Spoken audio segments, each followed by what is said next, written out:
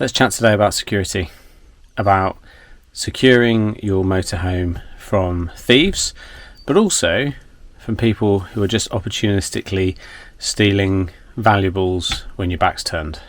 So, first thing I'm going to show you is the use of this. Really easy to clip around the pedals, but I'm going to show you how I do that, and then I'm going to show you installation of the lock on the Habitation door, and how we've installed that on our Swift 674 motorhome.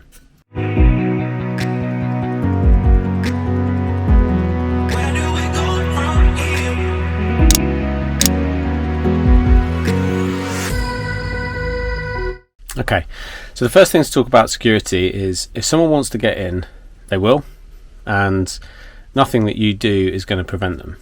But I do think there are some things that you can do to make it slightly less attractive and more difficult, and that's what I want to talk to you about today. So, first things first, the risk of having the motorhome actually stolen from you is, in modern motorhomes, probably fairly slim. They've got alarms like any other car would have, immobilizers. Ours has got a tracker as well, so relatively secure. But one of the things that I have bought is a sheet of steel metal which wraps around the pedals. So if you've got a manual, the clutch, but in ours we've got an automatic, so around the accelerator and the brake pedals, and locks it off. So even if someone managed to get it started, they wouldn't be able to physically make it go, is the theory. I'm not an engineer, I don't know if there are technical ways around it, but it's pretty sturdy stuff. So what we've got is this. So built by ATE, Fabrication and Welding. So you can see the slots where it connects to the wraps around the pedals, and then you have this nice sturdy lock that locks it all off. What I really like about this, because your other options are to put like a lock on a wheel, or have one of those big yellow locks on the steering wheel. What I really like about this is that it's physically quite small to store, and as a result I think it's just more likely that I'm going to have it around. I found a place that it just slots away quite nicely in the front of the van when I'm not using it, which means that it's really easy for me to grab and lock it off. Now, in campsites, I'm pretty comfortable with the level of security in campsites. This is more for long-term storage, or alternatively like parking up in a public car park and leaving the van for a few hours whilst you go and have lunch or dinner, or go to a beach, something like that. Just want to make it a little bit more difficult for someone to pinch the vehicle. Other than that, I would say your other risk, your simple, easy risk, is someone popping into your motorhome, breaking in easily and stealing money, cameras, laptops, things like that.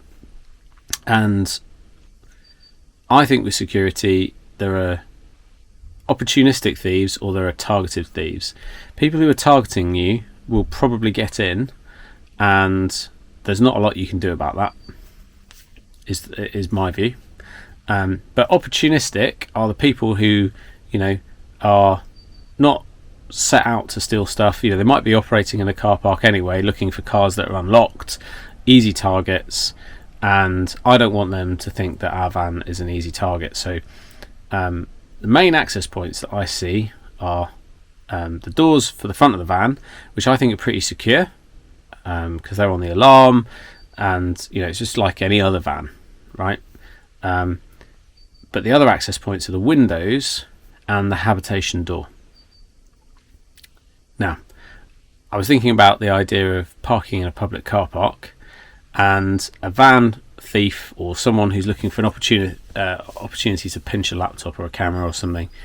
I'm not convinced, I could be wrong, I'm not convinced that they're going to want to ostentatiously be crawling through a window that frankly is quite high off the ground. It's not impossible, and particularly if they're working in a pair, they probably give each other a leg up or whatever. But I think crawling in through a window, unless you're out of sight, I think they'll be concerned about being spotted, someone yelling at them or whatever. But in a public car park, if they gain access through the habitation door, they're going to be at that point, the door's open, they can casually walk in and out of the motorhome, and no one passing is going to know that they are not me, the owner of the van. So at that point, if they're popping in and out with laptops and stuff like that, for all they know, it could just be the owner. So I think the habitation door is a greater risk than the windows. We could put extra locks on all the windows as well, but my feeling is if they're going to come and get access through the windows, they could just smash one of the front windows. So what I want to avoid is someone thinking that they can very casually pop in and out. So what we've bought is an additional lock to mount on the habitation door. I'm probably not going to use it most of the time. I'm just going to use it when we are in public areas, parked in city centres or in public car parks or whatever, just to make it look less of an easy target. Okay, let's take a look at the foot pedal security. So first of all, I've put it where I'm storing it, so let me show you where that is. So when we're going along, when I'm not using it, it just slots in quite nicely underneath the cup holders at the front of the cab. Now, there is a little bit of risk of these slipping and moving under here and getting in the way, but they're not going to stop me braking or accelerating. So also, we've driven 250 miles with it slotted under there, and it didn't move an inch. So I think it's relatively low risk, but if you're uncomfortable with that, maybe pop it in a cupboard somewhere or behind the seats where it's not going to potentially get in the way. So all this does, slots under here nicely. This piece goes on the top, and this is where the bolt's going to go through. Let's see how well I can do this one-handed. That goes on the top, and then that just locks off, and you use the key, magic golden key, to lock that off. And at that point, no one's going to be able to move these. Okay, let's take a look now at the habitation door. So got the keys in there. Really important tip, I did this when we first got the van. I didn't realise you had to bring the key back to the middle to unlock. So to lock it, it's across there. Don't take it out at that point. Bring it back to the middle and then take it out. If you do take it out at that side, it's possible, but it's a pain in the butt to get the key back in. So just get into the habit of turn and then turn back to the middle and then remove the key. Now let's look at the locking mechanism on this door. It will stay open for me. So you've got these bolts. Now in the unlocked position, they're there, and then when they lock off, they go there. And if I just if I open the door, you'll see that's what's becoming free when the door's locked. And they slot in to this plate here. And there's one at the top, and then there's one at the bottom. So opening this isn't going to be particularly easy, but I do wonder, with some decent strength and a crowbar, whether or not someone could either force or break open this door. I'd love to see a video from Swift or the other manufacturers showing someone trying to gain access using a crowbar, because I'd love to see what actually can be achieved and what can't, because I'm sure the security is fantastic out of the box. But what we want to do is install this. This is the Malenko security door lock, and as you can see from the picture, it locks across separately to the door system. It locks across the door, so that even if they manage to open the door, there's another barrier to opening it.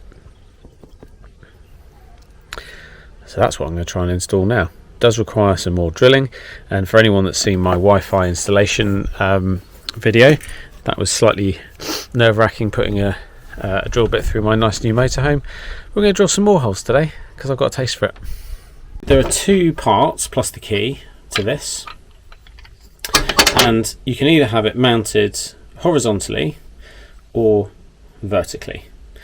Now the other side is here.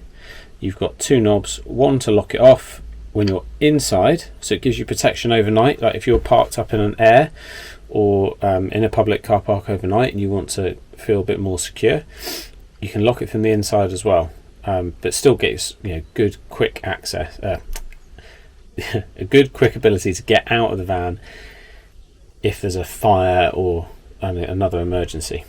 So this is what's inside. So you've got the large knob which actually moves the arm, and then this locks it off in place. And again, this can be mounted either vertically or horizontally. I think I would quite like it mounted like this when we're not using it, and then it will come across the door like this to lock off. Simple reason being, when we're going along, I would prefer it to be in a gravity friendly position. So in this position, it can't slip and block the door. I don't want a situation where, let's say it's mounted like this, and it's like that, and we're going along and the rumbling of the road causes it to fall across the door, and then the kids, when they next try to come in and out, are bashing the door trying to break it out. I think have it in a gravity friendly position like this, and when you want it locked, you're going against gravity to have it locked. On the inside, this is how I think it will also look quite neat, like this, that in the locked position and that in the unlocked position. Okay, I've done enough DIY to know it's worth just getting it right the first time. So what I've done is I've put the adhesive guide over the unit, and now I'm going to put that where I want it to be. So I'm thinking just about level with the adjacent window, and then I'm going to stick it on. Okay, there's the template stuck to the van. Now I need to get my drill bit and drill these 4 holes. It's worth noting the distance between this small hole and the large one, and this small hole and this one, is deliberately different so that you can't get this the wrong way around. Okay, so it's pretty now a little tip I've picked up is when you've got your drill perfectly in place, bang the end of it, it will make a small indent and it will stop the drill sliding off into a different direction. Okay, so I need 2 hands to do that, so I'm going to put you down, but that's what I'm going to do.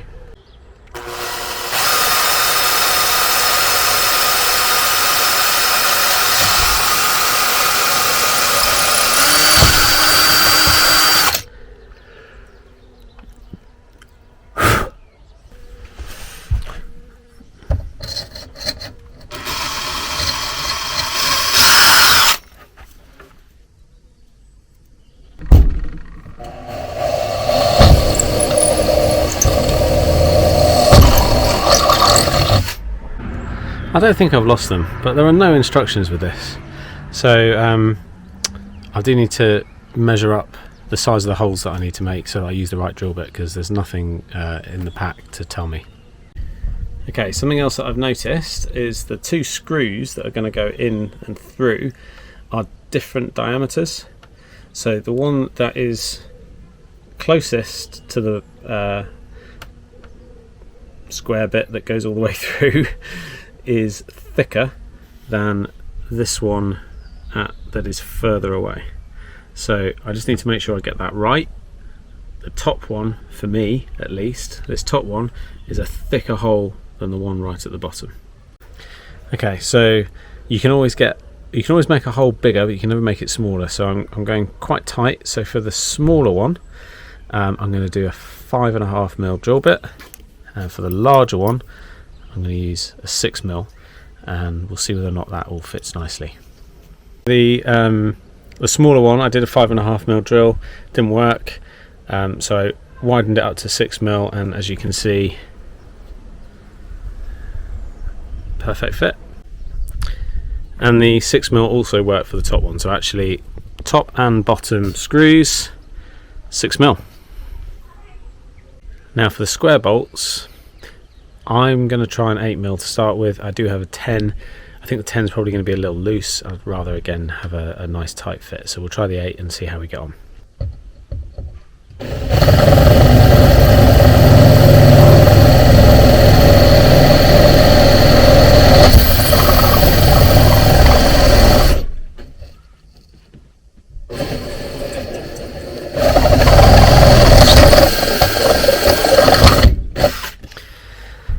Okay, so with a bit of bashing, the 8mm, nice tight fit, looks good.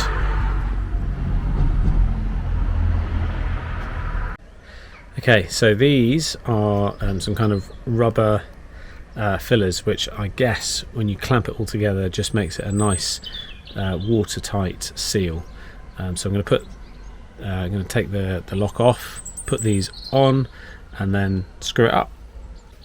And when I say screw it up, I mean screw them tight, not mess it up.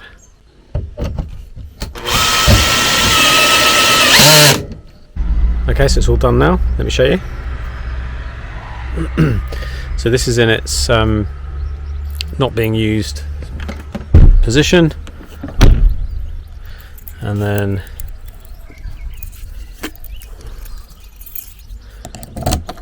you unlock it, put it across the door, lock it off, and now even though the door is unlocked, you can't open it.